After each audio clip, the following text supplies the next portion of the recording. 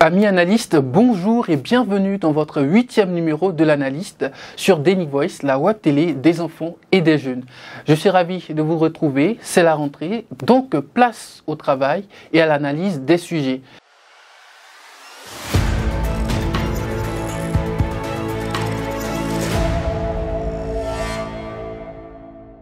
Comme à l'accoutumée, nous allons ensemble analyser quelques sujets d'actualité. Et pour ce 8e numéro, nous démarrons avec le projet de loi sur la peine de travail d'intérêt général.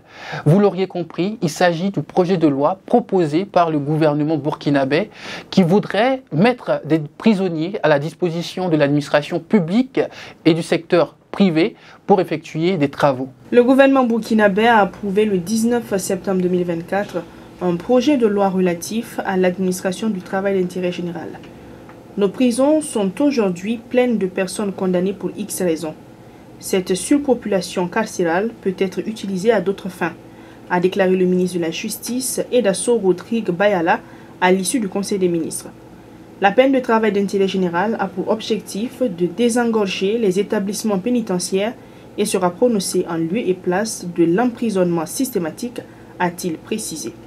Une décision du gouvernement qui est la bienvenue dans notre pays.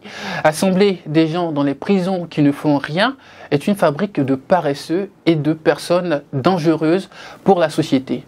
Il est donc important de mettre ces personnes à la disposition de la société pour travailler et contribuer à la construction de notre société. Cette décision permettra de désengorger nos prisons et occuper les prisonniers. La peine de travail d'intérêt général sera systématiquement et automatiquement prononcée par le juge.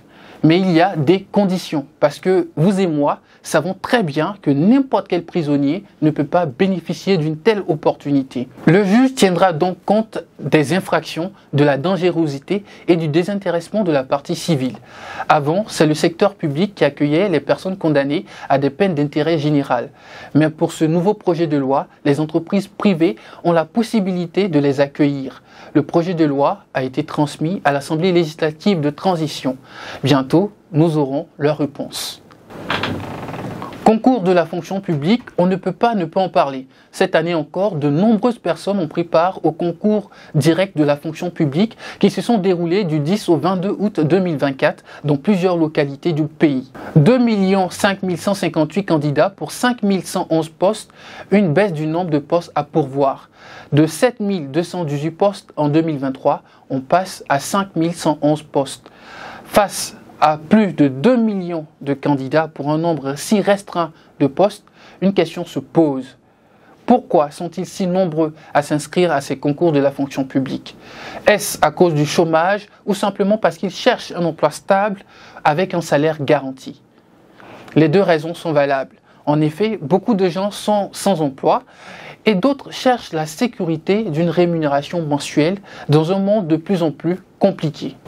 Cependant, j'aimerais m'attarder sur un point essentiel, la passion et l'engagement face à l'absence de choix. De nombreuses personnes s'inscrivent à plusieurs concours pour multiplier leurs chances de réussite.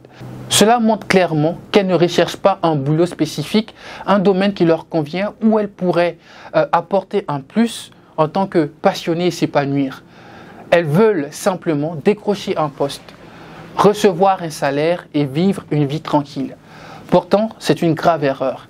Il n'est pas rare de croiser des fonctionnaires qui donnent l'impression d'avoir été obligés d'occuper leur poste et qui adoptent des comportements désagréables face à leurs responsabilités. Vous convenez avec moi que vous tombez sur certains travailleurs de la fonction publique qui sont désagréables et méprisants. Pourtant, vous ne leur avez rien fait. Ce genre de personnes contribue au ralentissement du développement de notre pays. Il faut mettre des mesures en place afin de trouver des gens qui ont envie de travailler et qui aiment ce qu'ils font. J'espère vraiment, à travers ces cris de cœur, toucher mes tontons et mes tantis de la fonction publique pour un changement de comportement dans leur service. Faites l'effort de travailler avec amour. Souriez aux gens. Et vous le savez, quand on fait bien son travail avec amour, on ne peut qu'aboutir à des résultats positifs et à une satisfaction personnelle. Et c'est ce que nous démontrent les étalons footballeurs ces derniers temps. Ils se sont améliorés à force de mettre du sien et de l'amour sur le terrain pour le pays. Et cela est vraiment réjouissant. Les étalons sont-ils de retour ou bien on se calme encore un peu? Miss Tania, que dis-je? Hubert Velud est parti. Brahma Traoré a pris la place. Trop vite critiqué pour ses prises de parole et quelques échecs, les Burkinabés voulaient voir des résultats. Tout semble aller pour le mieux dans le cadre des éliminatoires pour la Coupe d'Afrique des Nations. Un match nul contre le Sénégal, tous pensaient que ça allait être un match catastrophique. Mais les étalons nous ont étonnés avec un match nul. Contre les Malawites, une victoire, 3-1. De la 14e place au mois de juillet en Afrique, nous sommes maintenant 12e. Et de la 67e place en juillet sur l'échiquier mondial, nous sommes maintenant 63e. On sent de l'amélioration et nous souhaitons que cette amélioration continue afin de produire de beaux jeux et de gagner beaucoup de matchs. On veut une CAN. Faites-nous honneur les étalons. Concernant cette équipe des étalons, il y a lieu de se poser les questions sur la non-sélection de certains joueurs comme Bertrand Traoré, le capitaine même de l'équipe nationale, qui n'a pas été appelé depuis l'avènement de Brahma Traoré. À ce propos, on écoute le capitaine qui s'est exprimé récemment sur Canal+. Regardez. Et ça fait 13 ans aujourd'hui que je joue en équipe nationale du Burkina. C'est pas à cause de quelques individus qui seraient déçus ou découragés ou ils vont atteindre mon moral de refuser de défendre les couleurs de mon pays. Je suis toujours disponible pour mon pays. Je l'ai toujours dit.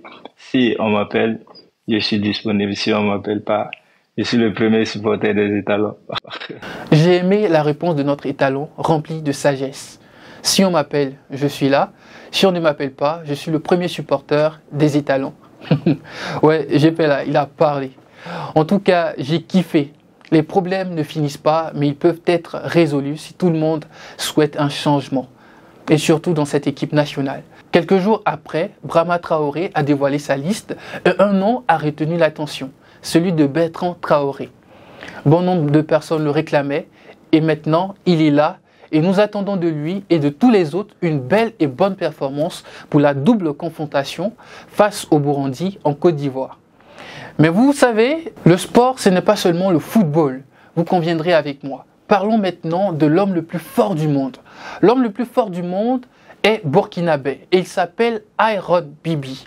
À 31 ans, notre Iron Bibi est déjà 6 fois champion du monde et est le premier burkinabé à être inscrit dans le Guinness Book des records en 2018. Un sportif burkinabé qui rend fier et fait honneur à notre beau pays, le Burkina Faso. Après avoir battu son propre record de 230 kg en ajoutant 1 kg, un accueil chaleureux lui a été réservé de retour au pays. Iron Bibi s'est adressé au peuple burkinabé. On suit ensemble. C'est pas le plus fort qui gagne une bataille, c'est le plus déterminé. Et il faut toujours une bonne équipe autour des personnes positives. En attendant, aimez-vous voyager? Aimez-vous prendre l'avion? Air Burkina est de retour après des mois de difficultés et d'arrêt de travail depuis le mois d'avril.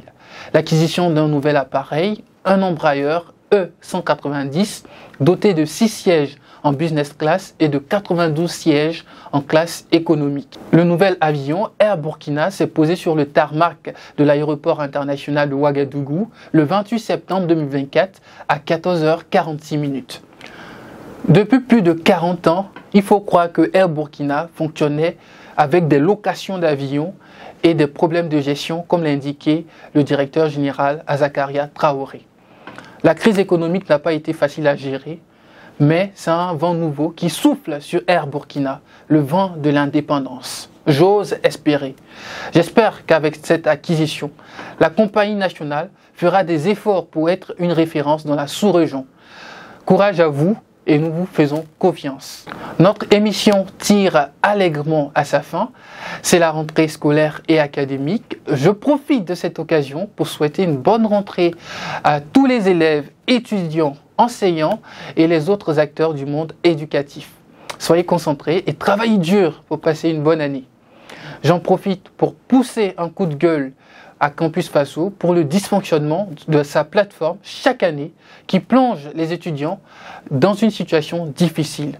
J'espère que les responsables trouveront une solution pour pallier ce problème qui dure depuis longtemps. C'est ici que prend fin le 8e numéro de l'Analyste. Merci de nous avoir suivis. Toujours Denny Voice, la web télé des enfants et des jeunes. À celui qui entend conseil, la vie sera facile. Au revoir.